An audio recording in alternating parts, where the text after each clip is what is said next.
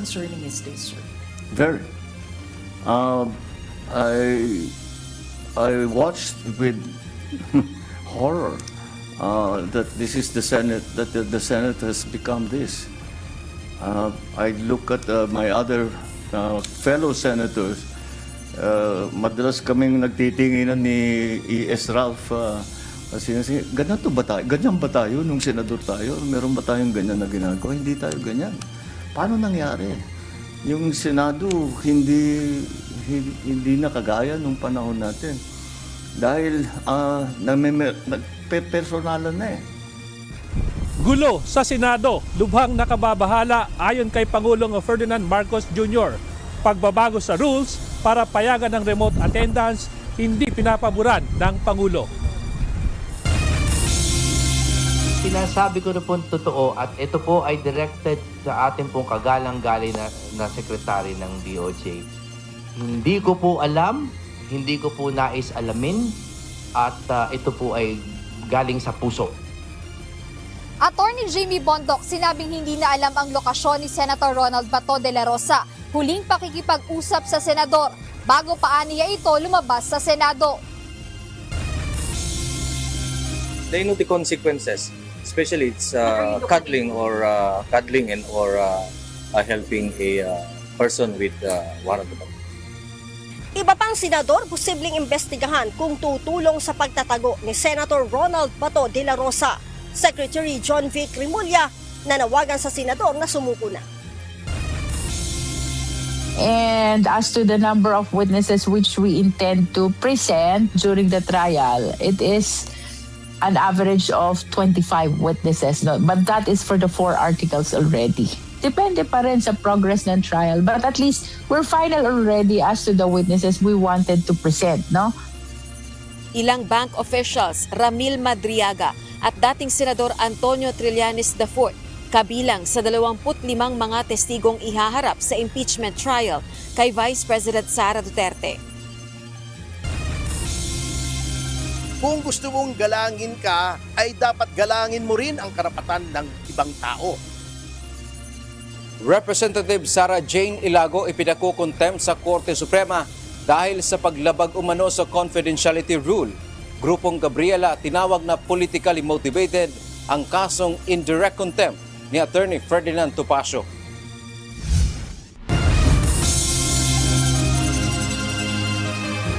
Magandang hapon, Pilipinas at sa buong mundo. Tayo po ay sabayang napapakinggan sa Radyo La Verdad 1350, ang UNTV Radio, at una sa ating mga balita. Nagpahayag ng pagkabahala si Pangulong Ferdinand Marcos Jr. sa nangyayari sa Senado na para sa kanya ay tila nagkakapersonalan na. Sinabi rin ng Pangulo na hindi siya pabor na amyendahan ng rules ng mataas na kapulungan ng Kongreso para lang makaboto via teleconferencing ang isang senador. Ito ang balita ni Danny Tixon. How concerning is this, sir? Very. I watched with horror that this is the Senate, that the Senate has become this. I look at my other fellow senators. Madalas kaming nagtitinginan ni E.S. Ralph. Ganyan ba tayo nung senador tayo? Meron ba tayong ganyan na ginagawa? Hindi tayo ganyan. Paano nangyari? Yung Senado hindi na kagaya nung panahon natin. Dahil nagpe-personalan na eh. Personalan na at hindi na trabaho ang nangyayari ngayon sa Senado. Ito ang pananaw ni Pangulong Ferdinand Marcos Jr. nang tanungin kaugnay sa sitwasyon sa mataas na kapulungan ng Kongreso. Simula sa nangyaring gun shooting incident, pag-walkout ng minority bloc at sa panibagong banta ng pagpapalit ng Senate leadership. Ayon kay Pangulong Marcos, nagbago na ang imahe ng Senado kumpara noong panahong siya ay senador pa lamang. It's about work. It's not about personalities. Nagbago eh.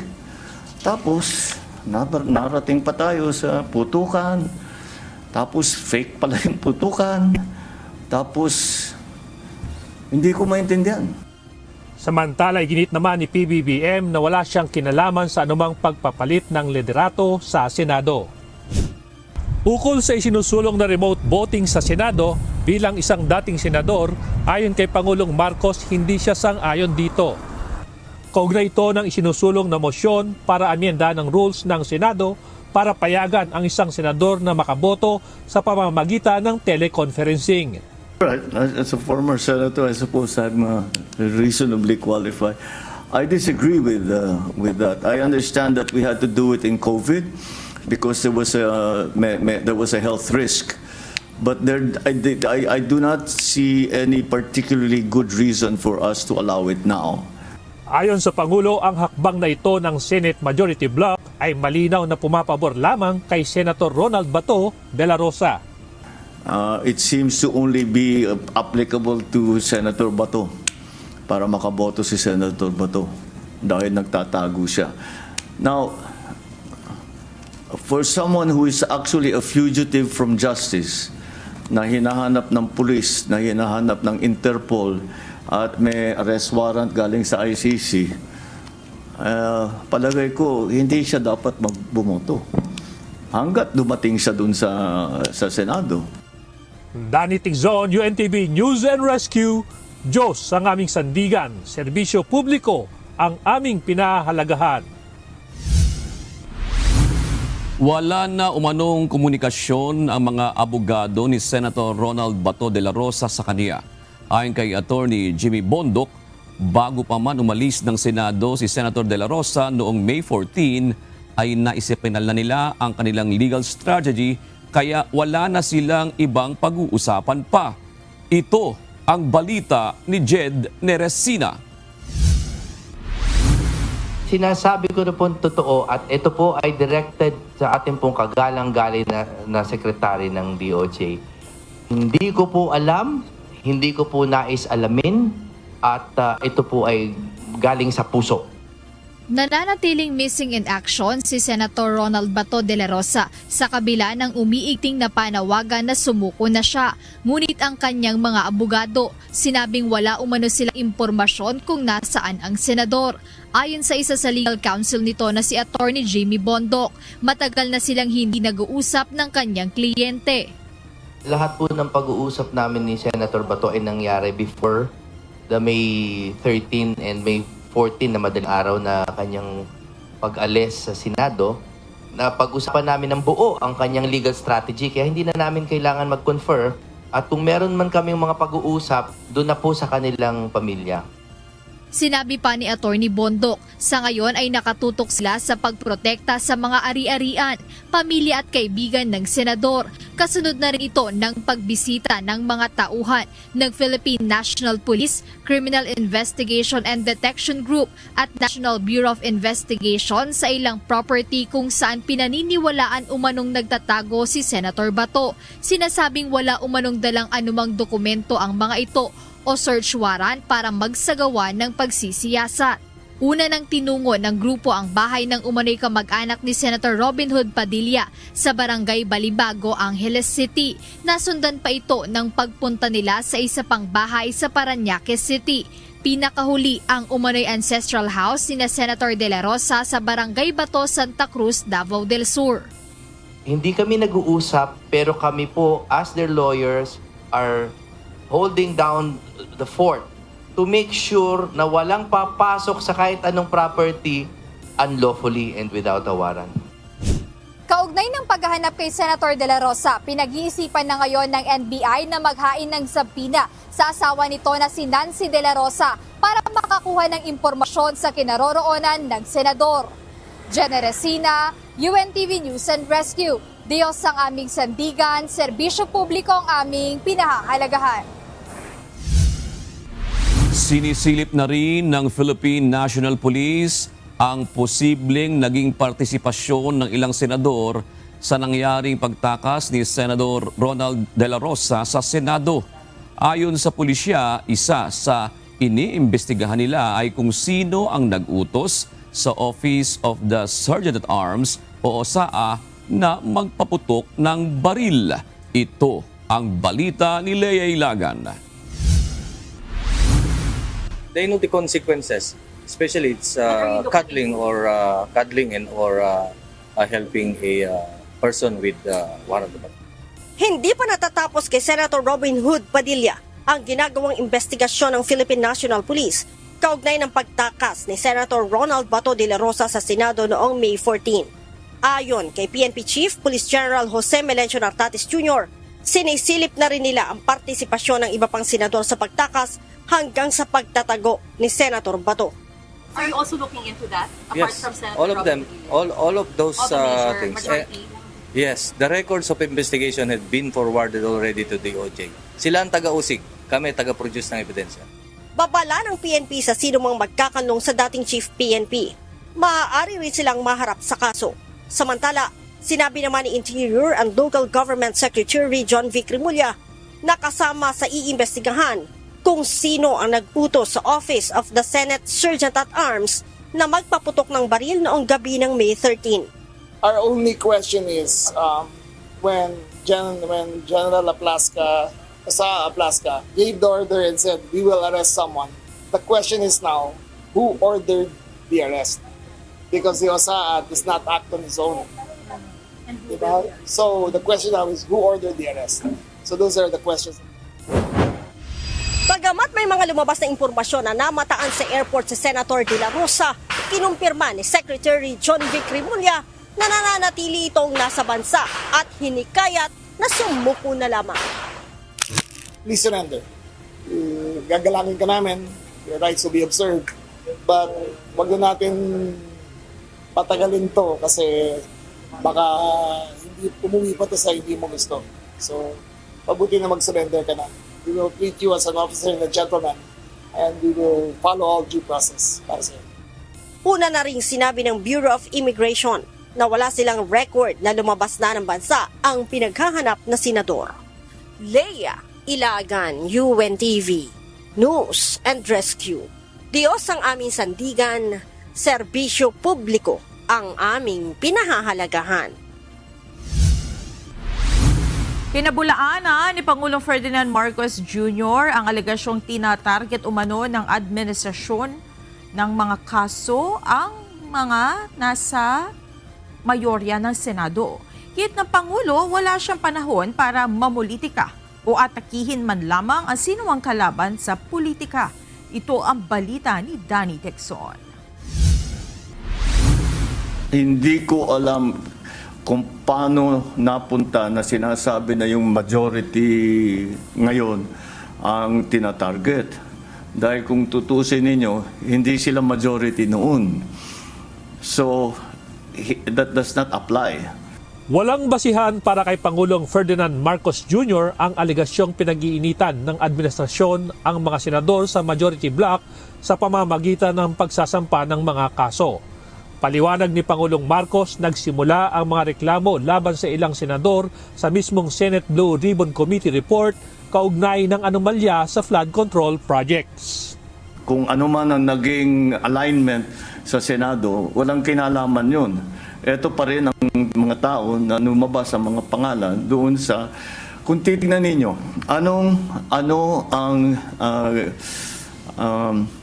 kung saan pinagbabasihan lahat itong mga ito, ay doon sa testimonya sa Blue Ribbon Committee. Doon naman lumabas lahat ito. Naniniwala ang Pangulo na lalabas naman ang katotohanan kung talagang walang ginawang mali ang mga nakasuhan dahil sa flood control scandal. Ngayon, nandito na at dahan-dahan lumalabas na ang katotohanan. At dahan-dahan na, at ang pinakamaganda, kung talagang may kaso, kung sila ba naman ay walang ginawang mali, ay lalabas naman yan sa pagsusuri ng paghusga. At kaya naman, ito na yung mga ang hinihingi sa amin ng tao. Alamin nyo, ilabas ninyo lahat ng katotohanan. Iginiit naman ni Pangulong Marcos na hindi siya kailanman namumulitika o may inaatake man na personalidad na kalaban ng administrasyon. Pagbibigay din ng Pangulo, hindi siya ang nagsimula ng anumang tensyon ngayon sa politika.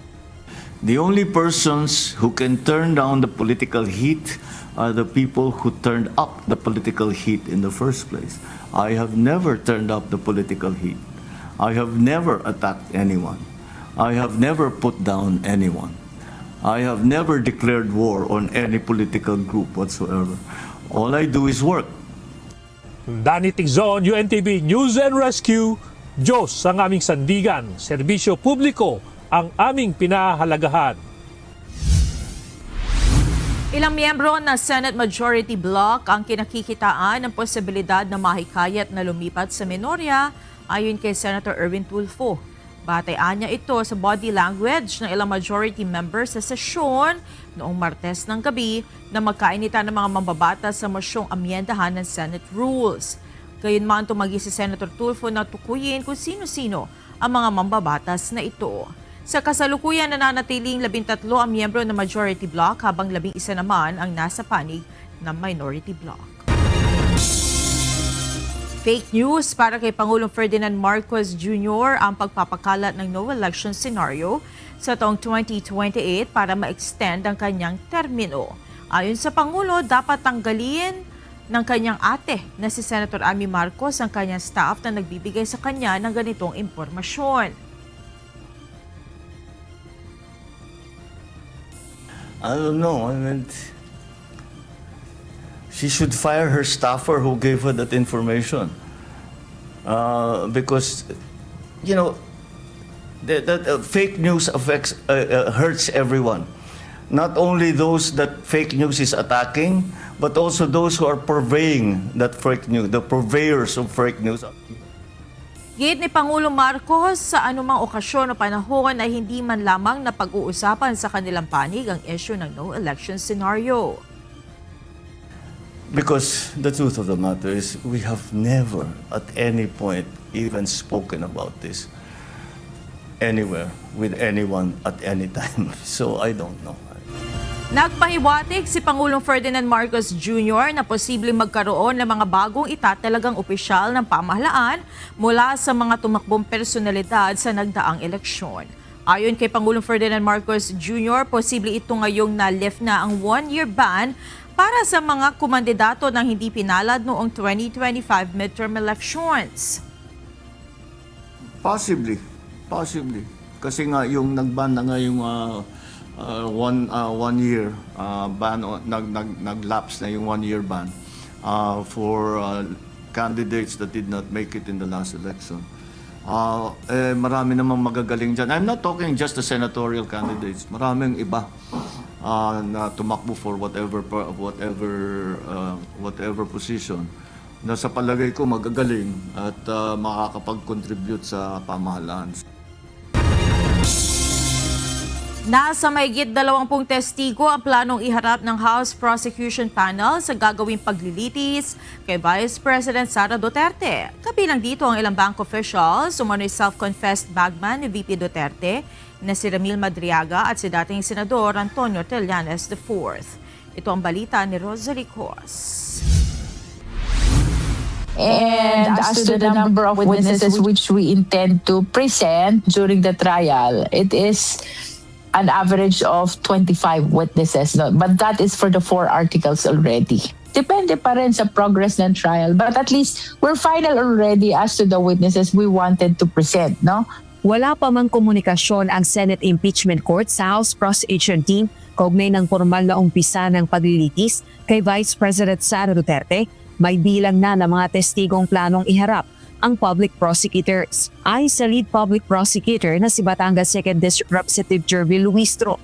Nasa 25 mga testigo ang plano nilang ipresenta. Karamihan sa mga ito ay para sa articles of impeachment na hindi maipaliwanag na yaman, maling paggamit ng confidential funds at panunuhol. Kabilang naman sa mga maituturing na mga bagong testigo ay ilang opisyal ng bangko at Bureau of Internal Revenue o BIR. Ito ay mga hindi nakatestify sa anumang ginawang pagdinig ng Kamara.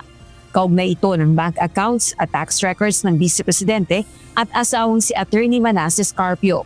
Well, the bank officials are included already in the approximate 25 witnesses, no?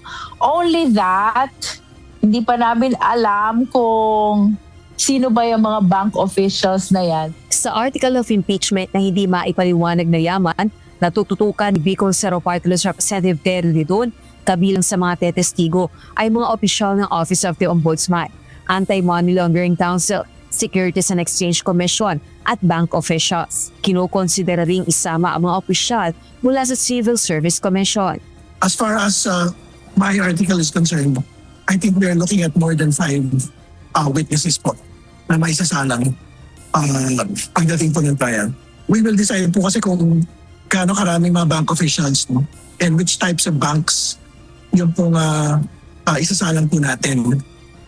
Plano ring iharap sa isasagawang paglilitis kay VP Duterte ang self-confessed bagman ng Vice Presidente na si Ramil Madriaga at ang dating senador na si Antonio Trillanes IV.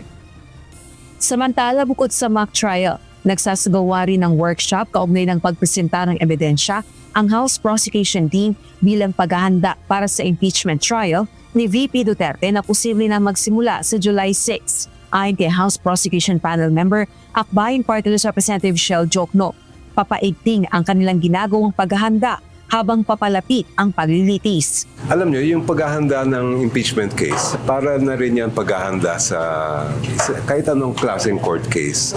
So sa korte, syempre, yung pinaghahandaan natin, yung mga testigo, yung mga ebidensya, mga dokumento na ipepresenta. Isang biyasang human rights lawyer si Congressman Jokno at kabilang sa private prosecutor sa kasagsagan ng impeachment trial ni dating Pangulong Joseph Estrada noong taong 2000.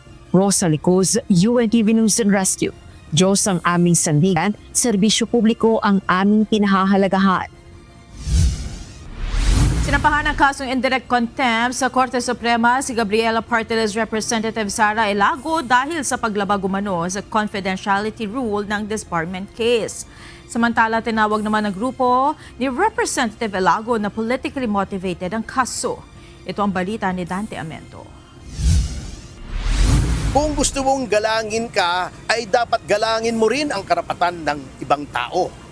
Naghain ng petisyon kanina sa Korte Suprema si Attorney Ferdinand Topacio upang patawan ng indirect contempt si Gabriela Party List Representative Sara Jane Elago. Batay sa petisyon ni Topacio, nilabag ni Elago ang confidentiality rule sa disbarment cases. Nag-ugat ang usapin sa disbarment complaint na isinampa ni Elago laban kay Topacio noong March 12, 2026 matapos ang mga naging pahayag ng abogado sa kanyang programa. Sa March 5 episode ng nasabing programa, binanggit ni Topacio sa isang legal hypothetical discussion na pinagnasahan niya noon ang kongresista. Ang disbarment complaint po ay confidential under our rules of court sapagkat ito po ay nakakasira sa reputasyon ng isang abogado nang hindi pa man nahahatulan kung may kasalanan o hindi. Iginit ni Topacio sa kanyang petisyon na sinadyang isa-publiko ni Elago ang reklamo sa pamamagitan ng mga media advisory sa Viber at mga panayam. Ang mga aksyon ni Elago ay malisyosong ginawa upang sirain ang kanyang reputasyon sa publiko bago pa man magkaroon ng pinal na hatol. Hiling ni Topacio sa mataas na hukuman na patawan ng kaukulang parusa si Elago dahil sa umano'y mapanghamak nitong asal sa batas. Ang problema po kasi sa mga ganitong tao, tuwan-tuwa sila pag sila ang bumabatikos. Tinatawag nila mga taong pasista, ang mga magnanakaw, etc. etc. Ngunit pag sila ang binabatikos, balat sibuyas sila, nagagalit sila, nagdedemanda sila, lumalabag pa sila sa ating rules of court. Mariin namang kindina ng Gabriela Women's Party List ang indirect contempt case laban kay Sara Elago. Sa isang pahayag, tinawag ni Secretary General KJ Katikista ang hakbang na ito na pathetic at malinaw na may motibong politikal. Ayon sa Gabriela, ang bantang ito ay isang paraan ni Topacio upang magpanggap na biktima at ilihis ang atensyon mula sa sarili niyang mga misogynistic at mapanirang pahayag laban sa mambabatas. Binigyang diin ng grupo na ang hakbang na ito ay isang politikal na pag-atake na naglalayong takutin si Elago na kilala sa kanyang aktibong paglantad sa korupsyon at pagtatanggol sa karapatang pantao. Dante Amento, UNTV, News and Rescue. Diyos ang aming sandigan, serbisyo publiko ang aming pinahahalagahan. Pinag-aaralan ng Department of Environment and Natural Resources o DNR ang paglalagay ng karagdagang requirements sa mga itatayong flood control project. Ayon sa ahensya, ito'y upang ma-monitor din nila kung talagang napakikinabangan ang nasabing mga proyekto. Ito ang balita ni Mia Alonzo. Pagka tag-ulan talaga, hindi kami makakalabas ng basta-basta kasi umabot minsan ng ilang pastuhod hanggang baywang. Tapos sa kalsada, mas malala pa. Bakas pa rin sa pader ng mga bahay sa barangay 623 at 625 Santa Mesa, Manila ang taas ng tubig baha na iniwan ng mga nagdang pag-ulan. Ang mahigit 2 dekada ng residente sa barangay na si Aling Olive Ursua, saksi sa dekada na nilang problema tuwing tag-ulan at may bagyo. Pagka, halimbawa ma'am, umulan na ngayon, putik na po yung mga lalabas. Hindi siya malinis. Puro na siya, burak. Itim. Kaya pag may sugat ka ma'am, hindi ka pwede basta-basta lumusob dito sa tubig. Bagamat may mga pumping station na itinayo sa lugar bilang mitigation project sa baha, sinabi ng mga residente na hindi na rin nila ganap na nararamdaman ng epekto nito kapag sunod-sunod na ang buhos ng malalakas na ulan. Wala, kahit panda rin po yan ma'am, pagka talagang bahang-baha na, hindi po mahihigop talaga yung tubig. Kasi isa lang po yan hanggang doon sa may Bacood Park, hanggang dito sa may tapat ng marketplace, dito ang hagos lahat. Kaya yung tubig na marami dito, ma'am, hindi na makakayanan ng pumping. Kahit 3 panda rin po nila dyan, talagang hindi mahigop yung baha. Dagdag pa sa kanilang problema ang maitim, marumi at mabahong tubig mula sa ilog na umaabot sa mga mabababang lugar. May ilan ding residente ang naniniwalang nakadagdag sa pagtaas ng naiipong burak ang mga poste ng itinayong Skyway Project sa lugar. Kaya naman patuloy na paghahanda ang isnasagawa ng komunidad upang ibsan kahit paano ang ugat ng kanilang problema. Itong mga nakaraang linggo lang, palinis ng drainage sa DPWH. Kasi nga talagang pinagbabawas kami ng mga burak. Tagulan, siya bumabara sa mga imbornal. Samantala, matapos naman ang mga isyong kinaharap ng ilang flood control projects, ayon sa Department of Environment and Natural Resources o DENR, nagsimula na rin ang ahensya na reviewin ang kanilang guidelines para sa karagdagang proteksyon ng mga proyektong may kaugnayan sa pagbaha. Unang-una po, the flood control projects, ang purpose po niya dapat is to enhance the environment. Environmental enhancement ang tawag po namin sa mga proyektong to address the flooding. Ang instructions ko po is to review the guidelines already. Kabilang sa tinitignan ng DENR ang posibleng pag-require ng Environment Compliance Certificate o ECC sa ilang flood control projects upang mas mamonitor ang mga ito. Ayon sa ahensya, kapag may ECC ang isang proyekto, mas madali itong maiinspeksyon at mababantayan kung may aktwal na mga estrukturang itinayo sa lugar. Mahalaga rin umano ito upang masuri ang posibleng epekto ng mga proyekto sa komunidad at kapaligiran sa ilalim ng Environmental Impact Assessment o EIA process. Titignan na po namin kung ano ang project description at kung kailangan na ng ECC para ma-monitor namin. Kasi kung wala siyang ECC, then walang monitoring. Pero kung may ECC siya, monitor namin. So this would help deter yung mga nangyari po sa nakaraan. Paliwanag ng DENR, nakadepende pa rin sa uri at detalyadong project description kung kakailanganin ng isang flood control project ang ECC. Tiniyak naman ng ahensya na may pakikipag-ugnayan sila sa DPWH at naniniwala ang kagawaran na mauunawaan ng ahensya ang naturang hakbang. Nia Alonso, UNTV News and Rescue. Diyos ang aming sandigan, serbisyo publiko ang aming pinahahalagahan. 6 na ang kumpirmadong nasawi sa pagguho ng ginagawang hotel sa Barangay Balibago, Angeles City, Pampanga. Subalit nangangamba ang mga otoridad na posibleng marami pa ang naiwan sa ilalim ng bumagsak na mga bato at simento. Mula sa Angeles City, ito ang balita ni Ryan Lacanlale, live. Ryan, bakit ba nasabi ng mga otoridad na marami pa ang natabunan ng mga debris? Meron bang dagdag sa naunang bilang ng mga nawawala? June, base na rin ito doon sa mga ulat na natatanggap ng mga otoridad mula doon sa mga kaanak ng mga biktima at maging ng mga residente na nakakakilala o nakakaalam dito sa ginagawang konstruksyon dito sa paligid at maging nung ilang mga survivor.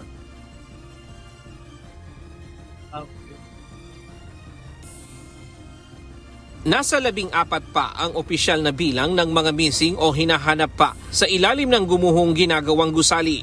Batay sa unang ulat ng Unified Command System, nasa 47 ang kabuuang bilang ng mga biktima. Sa bilang na ito, 27 ang unang na-rescue habang 16 ang naiulat na nawawala, habang 4 ang kumpirmadong nasawi. Gayunman, sa nakalipas na 2 araw, nadagdagan pa ang bilang ng mga nasawi matapos ma-recover ang mag-amang construction worker kahapon at kanina. Ayon sa Public Information Office ng Angeles City, hindi kabilang ang mag-ama sa unang listahan ng mga individual na ibinigay sa kanila. More or less, lagi po natin ginagamit yung estimate number na yon kasi meron mga accounts na nagsasabing kasama yung mga partners, no, o pamilya. Naniniwala rin ang iba pang mga nakaligtas na mas marami pa ang bilang ang naipit sa gumuhong gusali. Hindi po kasi lahat po kasi ang tao dyan. Marami po kami kasi yung mga ibang tubero. Stay out po sila. Bali, itansya ko po mga tao dyan, mga medic. Samantala, makalipas ang ilang araw na pananahimik, nagparamdam na umano sa lokal na pamahalaan ang may-ari at kontraktor ng bumagsak na construction site. Ayon kay Mayor Carmelo John Lasatin II, handa nilang pakinggan ang panig ng mga ito sa nangyaring insidente. Siyempre tayo, gusto natin ang paglilitis natin is pantay, no? Na kahit ako, gumagawa ako ng task force para imbestigahan to, na para malinaw sa lahat na ang gagawin natin ay patas. Gayunman, maghihintay ang LGU sa commitment ng may-ari ng gusali na handa itong tumulong sa mga pamilya ng mga biktima at makipagtulungan sa isinasagawang investigasyon. Nagpapasalamat naman ang lokal na pamahalaan ng Angeles City sa tulong ng iba't ibang LGU, rescue teams at disaster units na patuloy na tumutulong sa paghahanap sa mga nawawalang individual. Samantala, June kanina may signs of life pa na nakita dito sa ilalim ng luho. Pero hanggang ngayon wala pang kumpirmasyon dyan ang mga otoridad sa bagay na yan. At kanina inaresto rin June yung isa na nagpakilalang survivor noong isang araw at inireklamo siya ng DSWD dahil nakakubra siya ng 10,000 pesos at nag-iintay pa ng ibang mga tulong at ayuda mula sa pamahalaan. Kaya nung verifikahin ito, wala pala siya doon sa listahan ayon doon sa mga trabahante dito sa gumuhong gusali. Yan muna ang latest mula dito sa Angeles City, Pampanga. Balik sa June. Maraming salamat, Ryan Lacanlale. Narito naman ang mga balita sa iba't ibang panig ng mundo. Ihahatid ng ating global correspondent na si Mariel Latosa na nasa Perth, Australia.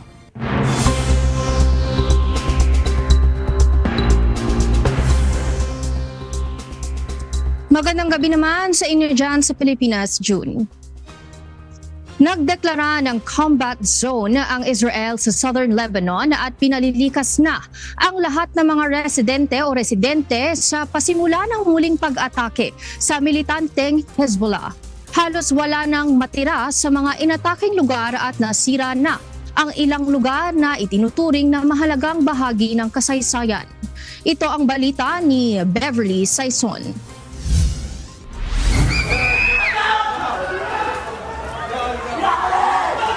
Makapanindig balahibo ang hiyawan sa lugar na ito ng Beirut sa Lebanon nang tamaan ng airstrikes na Israel.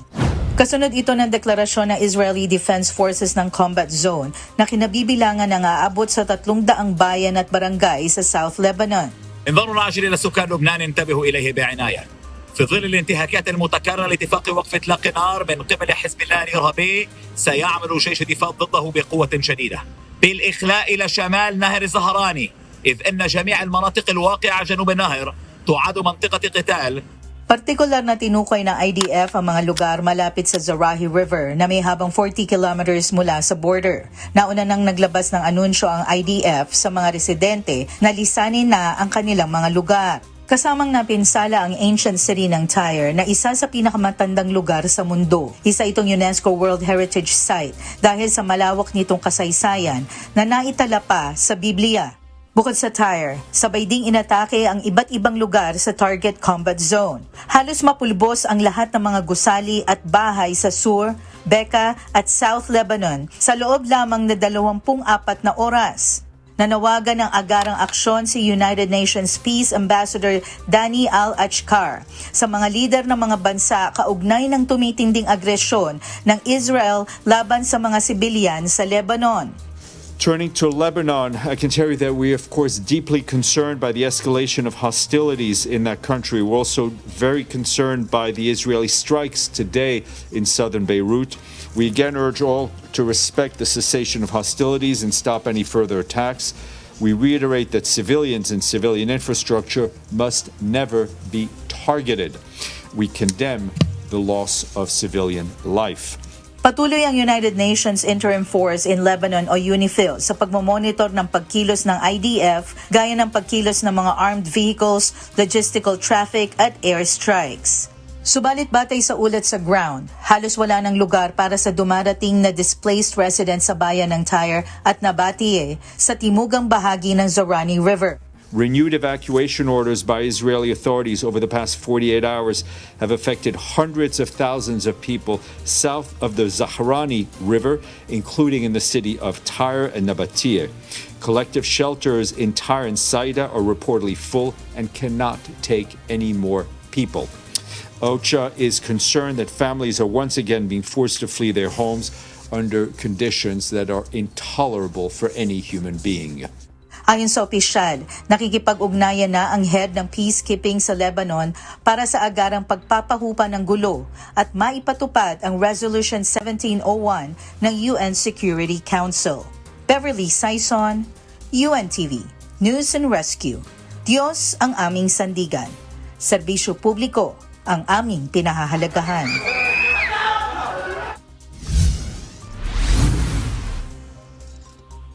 Tinawag na pamba-blackmail ng Iran ang pagbabanta ng United States sa bansang Oman sa pakikipag-ugnayan nito patungkol sa Strait of Hormuz. Nauna nang ipinahayag ng Iranian Foreign Ministry ang planong kasunduan ng Iran at Oman na maglagay ng navigational at environmental fees sa strait bilang nasasakupan ng kanilang coastal waters. Ito ang balita ni Noel Poliarco. Kinundena ng Iran Foreign Ministry ang banta ng Amerika sa Sultanate of Oman na idadamay ito kung makikisali sa issue ng kontrol sa Strait of Hormuz. Sa pahayag ng Iran MFA, itinuturing ni Iran Foreign Minister Syed Abbas Araghchi na pamba-blackmail sa Oman ang banta ni US President Donald Trump. Isaan niya itong ebidensya ng moral bankruptcy sa panig ng US. Ang Oman ay isang independent state at miyembro ng United Nations, kaya hindi ito anya dapat pasunurin o isailalim sa interes politikal ng Amerika. Ang pahayag ng Iran ay kasunod ng binitawang salita ni US Treasurer Scott Bessent na papatawa ng sanctions ang Oman kung sasali ito sa paglalagay ng toll sa Hormuz Strait. Ipinaliwanag ng opisyal na nais lang bigyang diin ng US leader ang posisyon nito sa Hormuz Strait sa bansang Oman.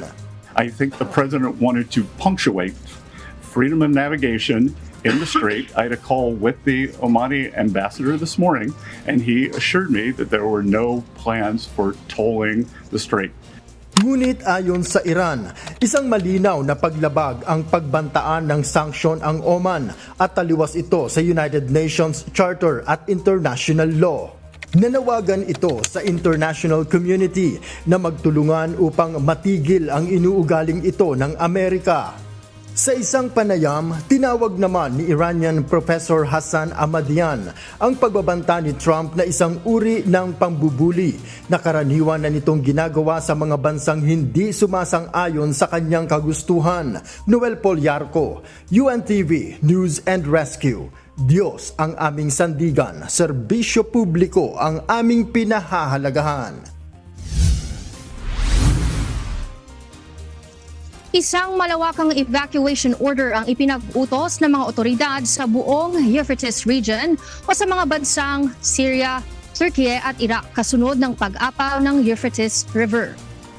Bunsod ng malalakas na ulan ay tumaas ang level ng tubig sa mga daan o sa dam ng mahigit 70%. Dahil dito, kinailangan nilang magpakawala ng tubig na siya namang dahilan ng pag-apaw ng ilog. Bagaman kinatuwa ng marami na muling nabuhay ang Euphrates River makaraan ang halos 4 na dekadang tagtuyot, panganib naman ang kinakaharap ng mga residenteng malapit sa ilog dahil sa pagtaas ng tubig baha. Ang Euphrates River ang pinakamahaba at isa sa pinakamakasaysayan ilog sa Southeast Asia. May haba itong 2,800 kilometers na dumadaan mula sa Turkey, Syria at Iraq at humahangga sa Tigris River. Sumabog sa launchpad pa lamang ang bagong Glenn rocket ng kumpanyang Blue Origin na pagmamay-ari ni Jeff Bezos. Ang nabigong test flight ay isang malaking setback sa kumpanya na kakumpetensya ng SpaceX ni Elon Musk. Ayon sa Blue Origin, nagkaroon ng anomaly, isang termino sa rocket companies na ang ibig sabihin ay launch explosion of failure. Ayon kay Bezos, maaga pa para kumpirmahin ang talagang sanhi ng pagsabog. Ligtas naman anya ang kanilang mga tauhan at bagaman nakapaghihinayang ay babawi na lang anya sila sa kasunod o sa susunod na pagkakataon. At yan ang mga balita mula sa labas ng Pilipinas. Mula rito sa Perth, Australia, ako si Maria Latoza. Magandang gabi. Ikinakwento ni Pangulong Ferdinand Marcos Jr. sa mga miyembro ng media kanina sa Tokyo kung ano ang iniregalo niya kay Emperor Naruhito ng Japan. Anya, nagustuhan ng Emperor ang Pinoy dessert na halo-halo na matikman nito dahil sa mga kaibigan nito isang pagkakataon sa Embahada ng Pilipinas. Sabi niya, because my 2 Filipino friends invited me to the Philippine Embassy. And in the Philippine Embassy, they made me eat halo-halo. So I like very much halo-halo. So nung narinig ko yun, tinanong ko sa, hanapin niyo yung pinakamagaling gumawa ng halo-halo dito sa padala natin sa Emperor. So ginawa namin, pinadala namin. Tapos sinabi sa amin nung kanila, hindi siya pwedeng kumain na hindi linuto ng chef niya. So, regalo ko sa kanya today, kahapon, nung isang araw, was the mga baso, yung mahabang baso na gano'n. Saka yung kutsara na mahaba na gano'n. Halo-halo.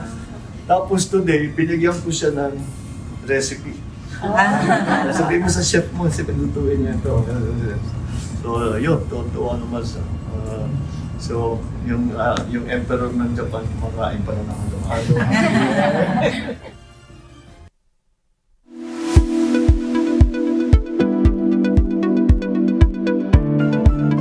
Kapag tumitindi ang sikat ng araw, tumataas ang antas ng panganib sa kalusugan. Bukod sa matinding pagod at pawis, may babandalang sakit ang matinding init. Ito ang balita ni Kichi Cipriano.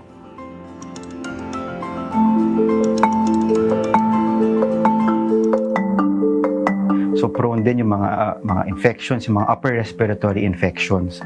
Ubo, sipon, so common pa rin yan kahit summer po. Sa kabila ng matinding init, nananatiling hamon ng pagbabago ng panahon sa ating katawan mula sa biglaang paglabas at pagpasok sa mainit at malamig na lugar, nakakaapekto ito sa resistensya ng isang tao. Habang tumataas ang temperatura, dumarami rin ang mga kondisyong kaugnay ng init. Mga sakit na kadalasan ay naiuugnay sa hindi pag-iingat sa sarili at kapaligiran. Okay, since dahil summer ngayon, sobrang init, so very common yung mga heat-related illnesses, kagaya ng heat stroke, heat exhaustion, kasi ang katawan natin kailangan mag-regulate ng temperature. So pag hindi niya kayanin pag-regulate ng temperature, hindi na-regulate, nagkaka-heat exhaustion, nagkaka-heat stroke, tumataas sobra yung temperature. Ngunit bukod sa heat stroke, may iba pang sakit ang maaaring dulot ng labis na pagtaas ng temperatura.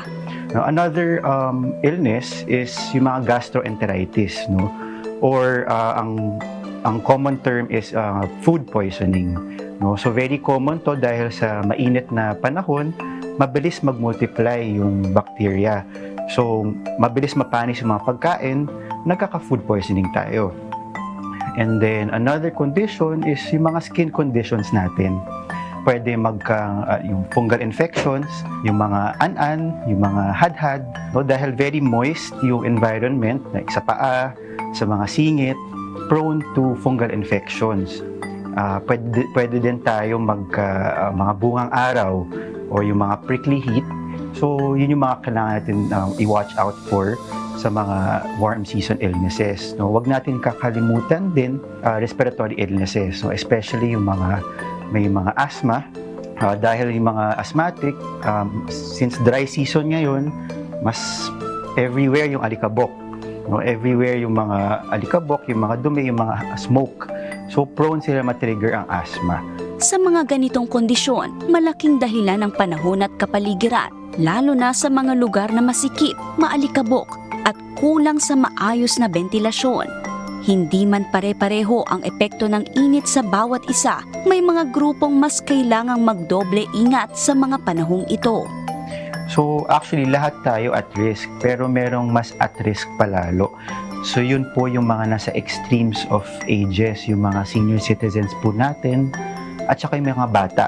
Kasi sila yung mahirap i-regulate ang temperature ng katawan. No? Kasi yung mga lola-lola natin, mahirap na yung katawan nila nahihirapan i-regulate yung temperature, nagkakasakit, very susceptible or prone to mga respiratory illnesses, yung mga skin infections, no? At saka yung mga bata naman, since bata pa sila, prone sila sa dehydration.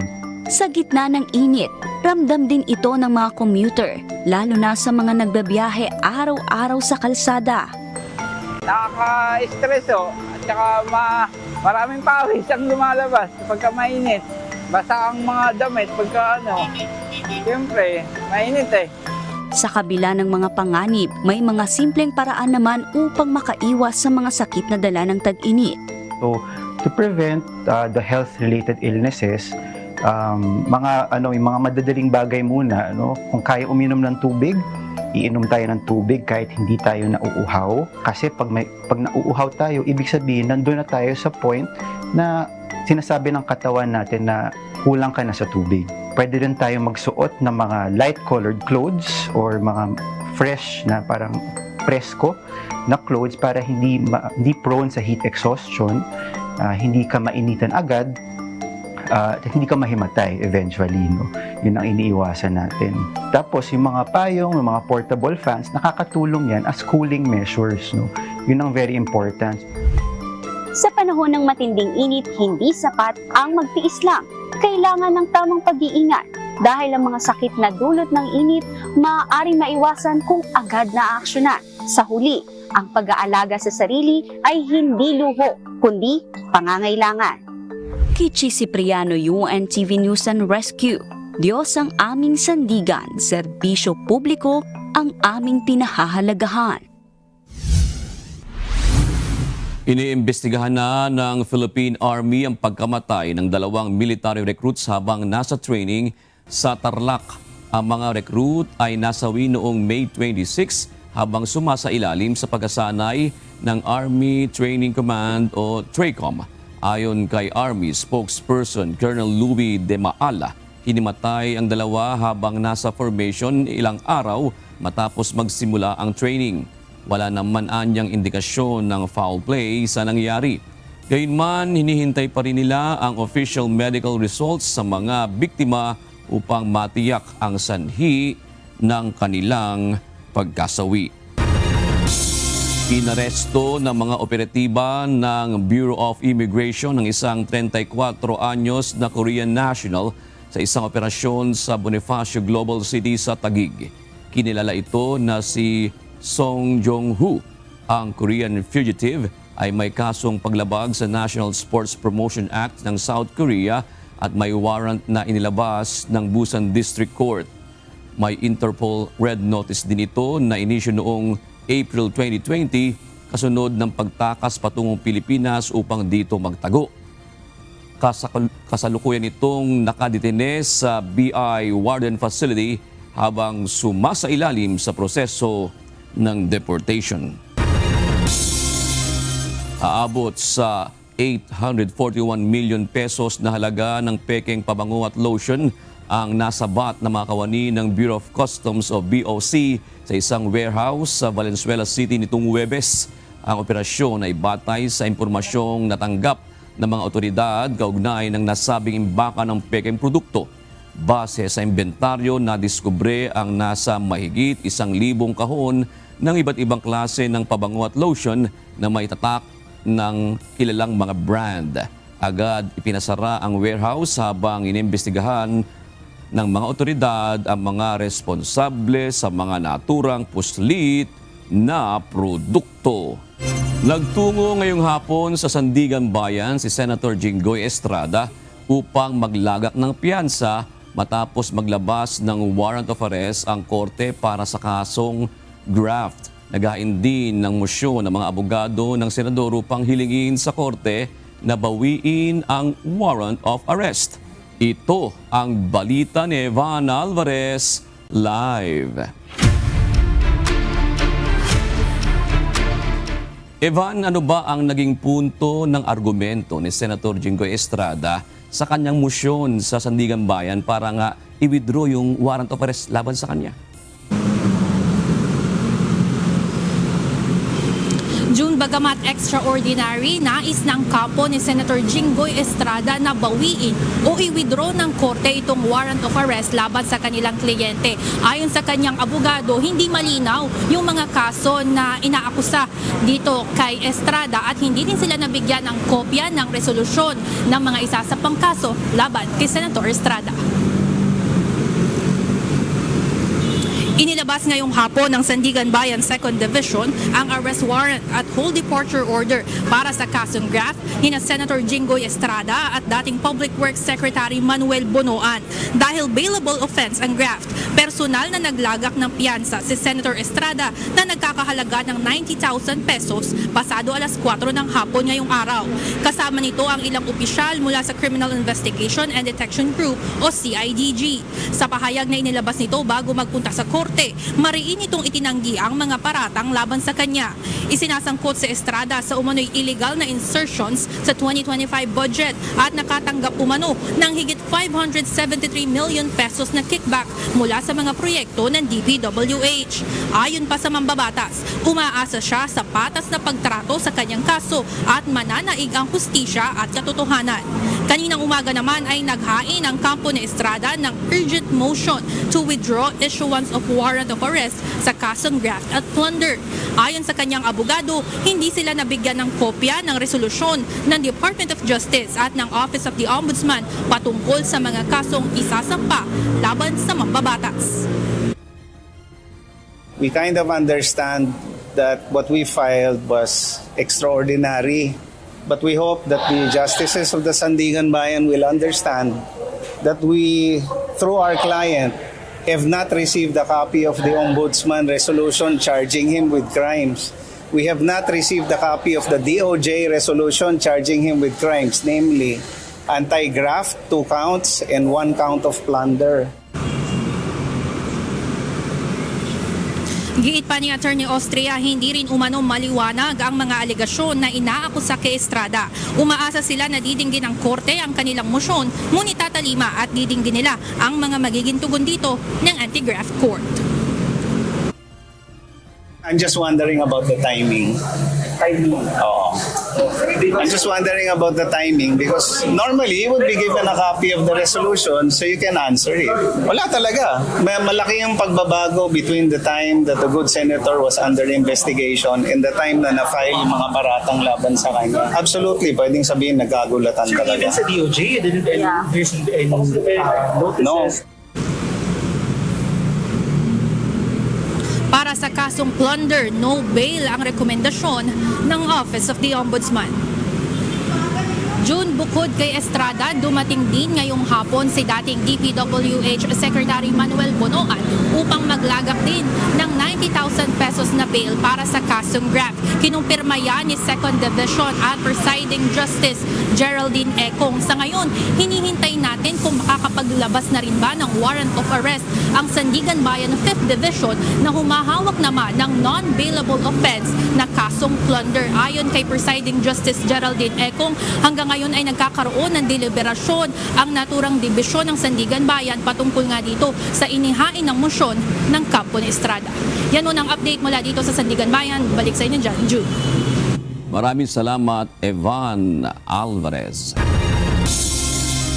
Itutuloy na ng Senate Blue Ribbon Committee ang investigasyon sa maanumalyang flood control project sa bansa. Ayon kay Senate President Alan Peter Cayetano, bubuo sila ng subcommittee para rito. Nakatakdang simula ng pagdinig sa darating na Huwebes, June 4.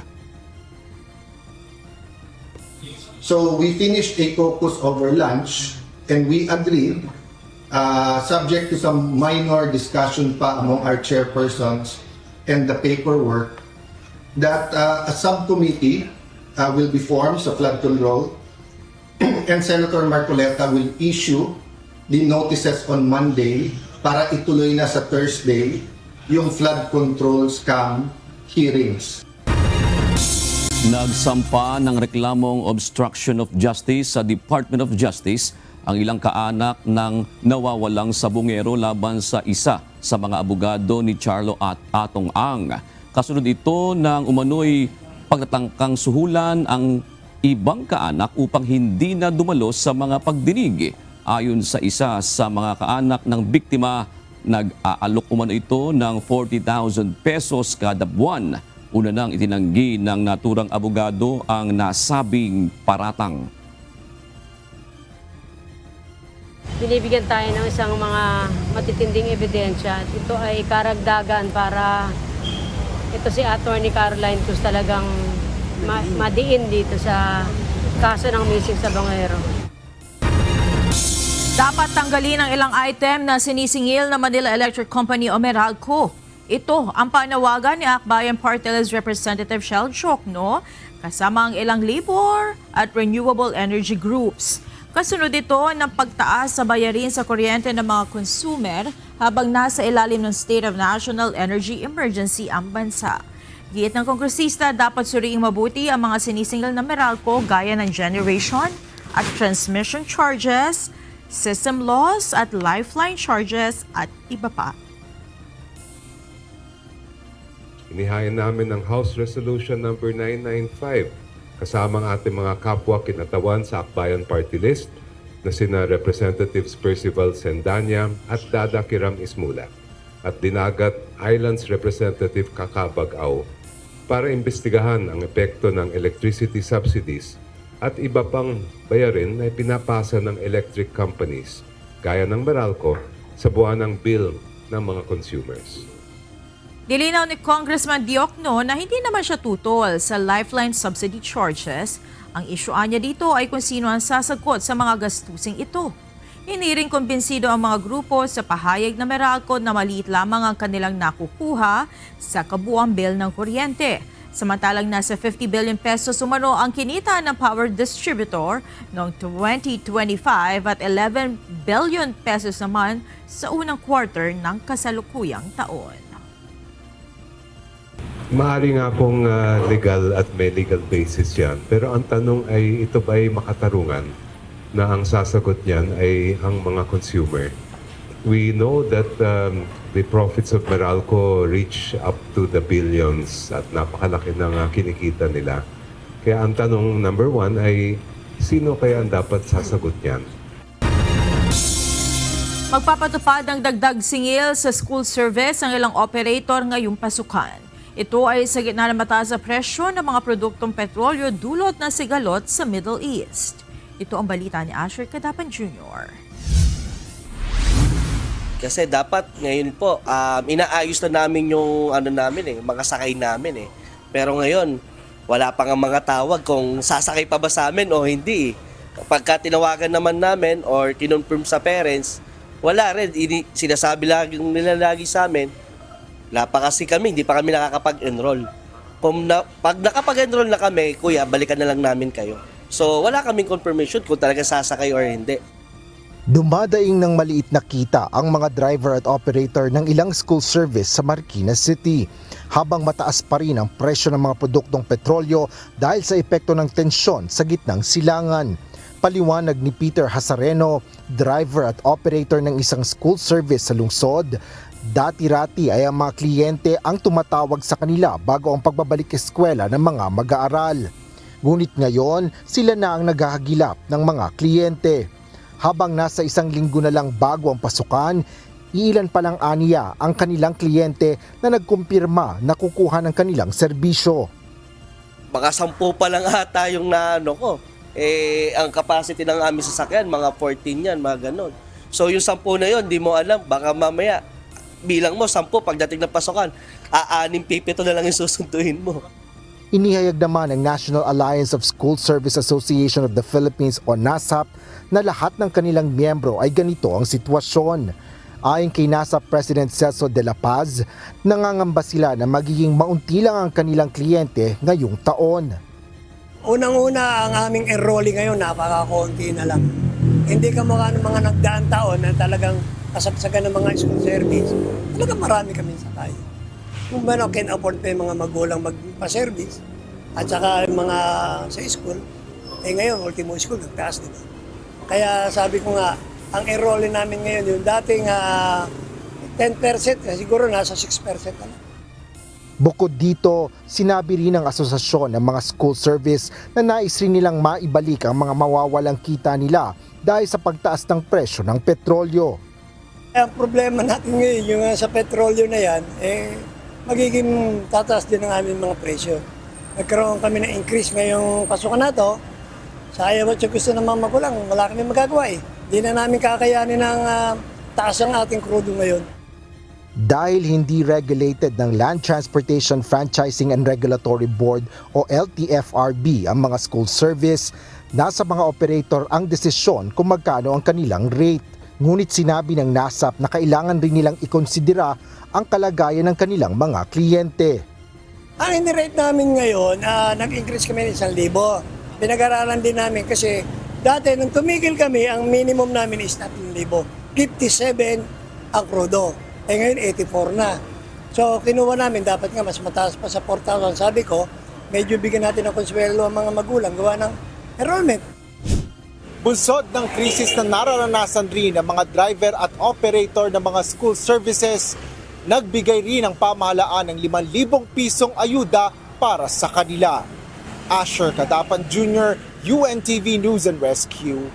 Diyos ang aming sandigan, serbisyo publiko ang aming pinahahalagahan.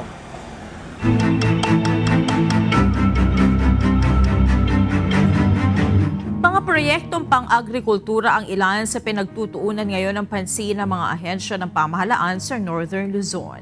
Sa Kalinga, isang modern imbakan ng bigas ang itatayo habang nagsanay naman sa soil sampling ang mga magsasaka sa Ilocos Norte. Ito ang balita ni Grace Doctolero. Isang food hub ang itatayo sa bayan ng Rizal sa Kalinga na magsisilbing imbakan at bentahan ng mga produktong agrikultura sa lalawigan. Ayon kay Kalinga Governor James Eduba, itatayo ang 50 ektaryang lupa ang modernong rice warehouse na may silo at mechanical dryer para mas mapanatiling maayos ang kalidad ng palay ng mga magsasaka. Kasunod ito ng pagbisita ni Agriculture Secretary Francisco Cho Laurel kung saan inaprobahan ang dagdag na National Food Authority o NFA warehouse sa naturang bayan. Sa ngayon, pansamantalang tumigil sa pagbili ng palay ang kasalukuyang NFA warehouse sa Tabuk City dahil sa kakulangan ng espasyo. Sinanay sa soil sampling at paggamit ng soil test kit ang mga magsasaka sa Ilocos Norte. Lumahok sa training na isinagawa ng Department of Agriculture Regional Field Office 1 ang 71 magsasaka at agricultural extension workers mula sa iba't ibang bayan kabilang ang Corimao, Badok, Pinili at Nueva Era. Tinuturo sa aktibidad ang tamang pamamaraan ng pagkuha ng sample ng lupa upang masiguro ang tamang resulta sa pagsusuri ng nutrient ng lupa na gagamitin sa pagtatanim. Pinalalakas naman ng Department of Social Welfare and Development o DSWD Cordillera ang Climate Resilient Farming Program sa rehiyon sa ilalim ng Project Lawa at Binhi at Project Bahay Kubo. Ayon sa DSWD, mahigit 13,000 na pamilya sa Cordillera ang benepisyaryo ng mga programa mula 2025 hanggang ngayong taon. Nakapag-produce na rin ang mga benepisyaryo ng mahigit 900,000 kilo ng gulay na nagsisilbing dagdag pagkain at kabuhayan ng mga pamilya. Layunin ng mga programa na mapalakas ang food security at matulungan ang mga komunidad laban sa epekto ng climate change sa pamamagitan ng sustainable farming at community gardens. Grace Dr. Lero, UNTV News and Rescue. Diyos ang aming sandigan, serbisyo publiko ang aming pinahahalagahan. Naghahanda na ang iba't ibang ahensya ng gobyerno para sa ligtas at maayos sa pagbubukas ng klase sa iba't ibang rehiyon ng bansa. Sa Masbate, nagtayo ng modular learning spaces, habang sa Antique, nakahanda na rin ang mga Child Development Center para sa pagbubukas ng klase. Ito ang balita ni Alan Manansala. Naglagay na ng mga modular learning continuity spaces sa ilang paaralan sa Masbate ang Department of Education upang matulungan ang mga mag-aaral na naapektuhan ng kalamidad na maipagpatuloy ang kanilang mga klase. Umabot sa 270 mag-aaral mula sa 6 na pampublikong paaralan sa Masbate ang direktang nakinabang sa proyekto matapos masira ang mga learning facilities dahil sa pananalasa ng bagyong Opong. Kabilang sa mga paaralang nabigyan ng modular classroom ang Calulod Elementary School at Electo T. Verano Elementary School. Gayon din ang B. Titong High School, Acid Integrated School at Loy A. Elementary School. Ayon sa DepEd, ang mga learning continuity spaces ay dinisenyo upang maging mabilis na itayo at agad na magamit ng mga mag-aaral habang hindi pa natatapos ang pagkukumpuni ng mga permanenteng silid-aralan. Mayroon din itong kakayahang magpatuloy ang klase sa pamamagitan ng mga climate resilient na kagamitan upang masiguro ang tuloy-tuloy na pagkatuto ng mga bata sa mga lugar na apektado ng mga kalamidad. Handa na ang may 688 Child Development Centers o CDCs sa lalawigan ng Antique para sa pagbubukas ng klase ng mga pre-kindergarten sa June 15. Ayon kay Carla Gian Cabigunda ng Provincial Social Welfare and Development Office o PSWDO, nagsimula noong May 25 ang Bayanihang Bulilit o ang mga paghahanda para sa pagbubukas ng Child Development Centers.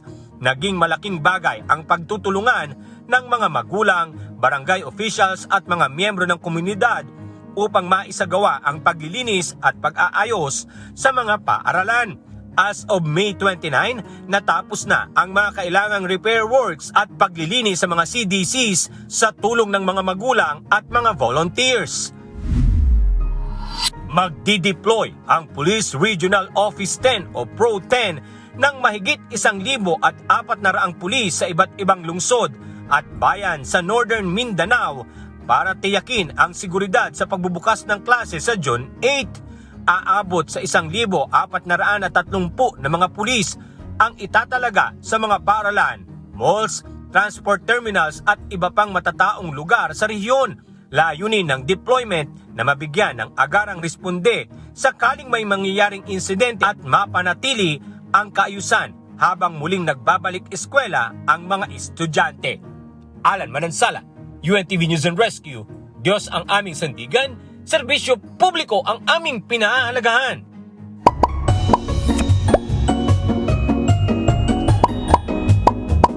What?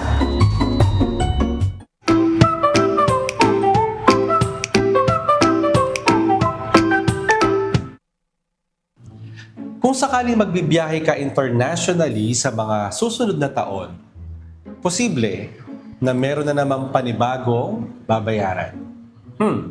Hindi po ticket at hindi po baggage fee. Ano kaya yan?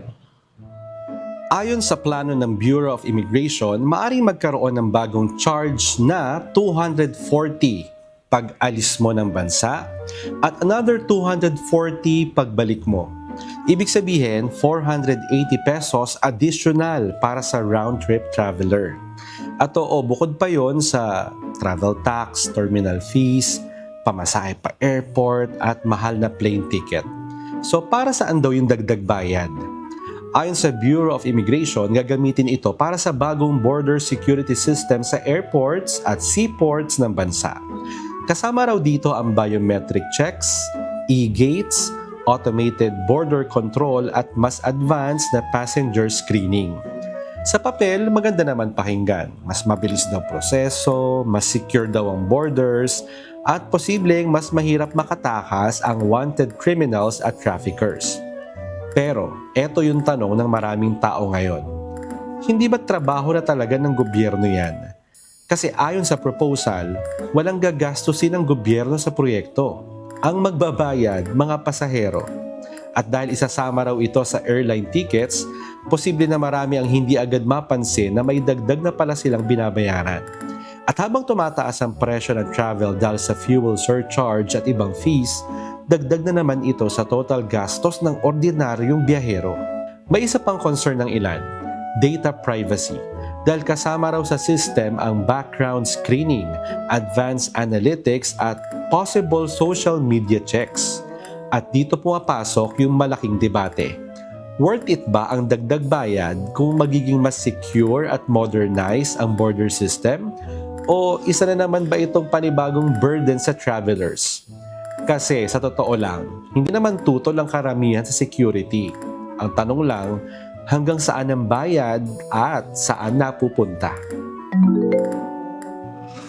Sa tingin mo, reasonable ba ang 480 pesos para sa airport security modernization? Sana po may natutunan kayo at laging tatandaan, mapalad po ang tao na nakakasumpo ng karunungan at ang tao na nagtatamo ng kaunawaan.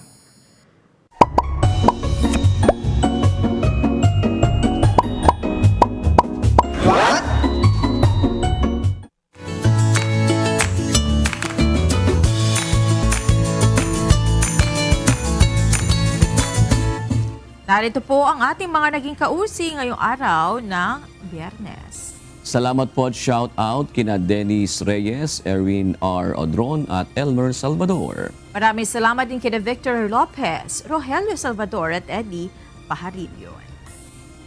Mga kasambahay, kung may mga istorya po kayong nais balikan sa Ito Ang Balita, pwede niyo po ito muli mapanood sa aming mga official social media account. Magtungo lamang po sa UNTV News and Rescue YouTube channel at i-click ang subscribe button. Gayon din sa aming Facebook, Instagram, X at TikTok accounts. Mapapanood nyo din po rito ang iba pang news programs ng UNTV, pati na ang iba pang video ng nag-iisang public service channel. Kaya subscribe, like, and share.